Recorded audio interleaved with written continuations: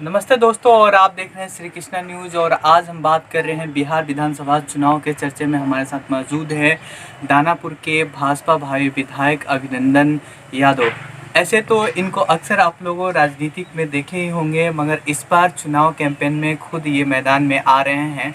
Sir, किन उद्देश्यों के साथ दानापुर विधानसभा से अपना उम्मीदवारी तय कर रहे हैं भाजपा से? जी, सबसे पहले आपके चैनल को धन्यवाद, श्री कृष्णा न्यूज़ को, जो आप लोग यहाँ हैं उसके लिए बहुत बहुत धन्यवाद।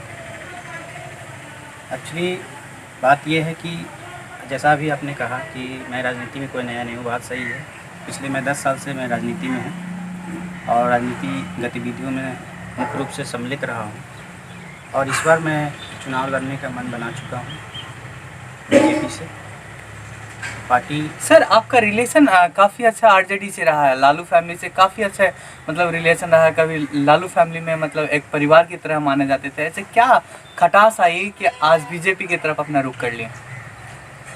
देखिए, बदलाव संसार का नियम है, कहीं कुछ होती है तभी कभी कुछ होती है ना। तो ऐसा नहीं है, मैं जहाँ भी रहा हूँ अच्छे से रहा हूँ, अपनी ईमानदारी पूर्वक रहा हूँ और जितना भी मेरा जो समर्थन था जहाँ मैं था वहाँ मैंने दिया, 100% मैंने दिया।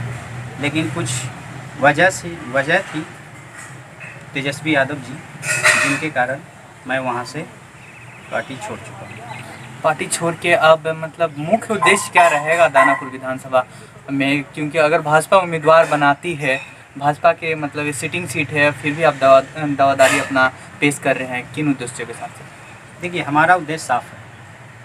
मैं चाहता हूँ, मैं ही नहीं बल्कि पूरा दानापुर की जनता चाहती है कि इस बार दानापुर विधानसभा क्षेत्र में बदलाव हो और इस बार एक नए चेहरे को उम्मीदवार के रूप में लाया जाए और उम्मीदवार वैसा उम्मीदवार हो जो पढ़ा लिखा और शिक्षित हो।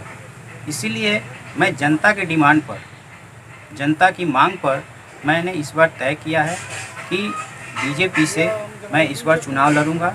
हाँ, ये सच है कि अभी ये बीजेपी का सिटिंग सीट है, लेकिन बदलाव संसार का नियम है और मुझे पूर्ण विश्वास है कि पार्टी मुझे दानापुर विधानसभा क्षेत्र से कैंडिडेट बनाएगी और जब कैंडिडेट बनाएगी तो मैं यहाँ से 100% जीत करके आऊँगा।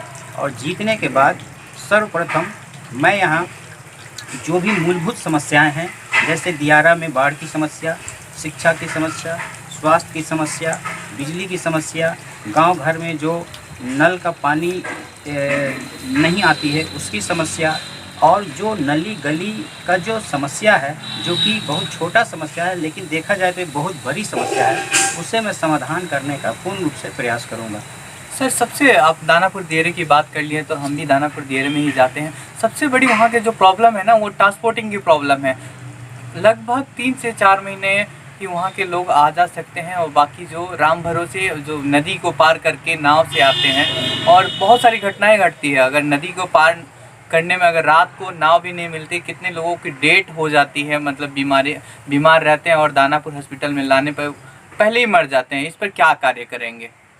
वही तो मैं अभी बता रहा था ना कि दियारा क्षेत्र में जो बाढ़ की समस्या है, वहाँ आने जाने का जो कम्युनिकेशन है वो बिल्कुल नहीं है। समय के अनुसार कच्चा पक्का पुल बनाया जाता है और फिर उसको हटा लिया जाता है। तो मैं वहाँ एक परमानेंट सोल्यूशन के साथ वहाँ पक्का पुल बनाने का काम करूँगा, ताकि जो हमारे दियारा वासी हैं उनको जो आने में, जो गंगा नदी पार करने में जो समस्या होती है, जो रिस्क उठाना पड़ता है, वो उन्हें ना उठाना पड़े।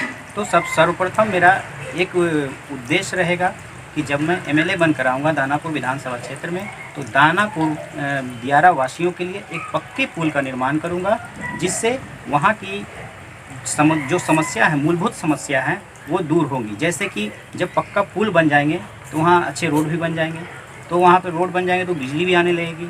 जब बिजली आने लगेगी तो सभी लोग वहाँ अच्छे से पढ़े लिखेंगे, और पढ़े लिखेंगे तो सबका विकास होगा, और जब विकास होगा तो लोग आगे बढ़ेंगे। तो उसके परिणाम स्वरूप हमारा जो विधानसभा क्षेत्र है वो हमारा आगे बढ़ेगा। और मेरा मूल उद्देश्य है कि दानापुर विधानसभा क्षेत्र को मैं नंबर 1 बनाऊँगा।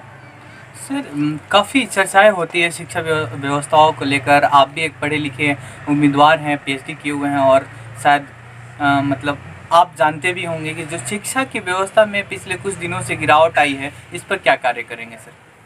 देखिए, शिक्षा की जहाँ तक बात है, ये बात सही है। शिक्षा किसी भी व्यक्ति के विकास के लिए एक रीढ़ की हड्डी होती है।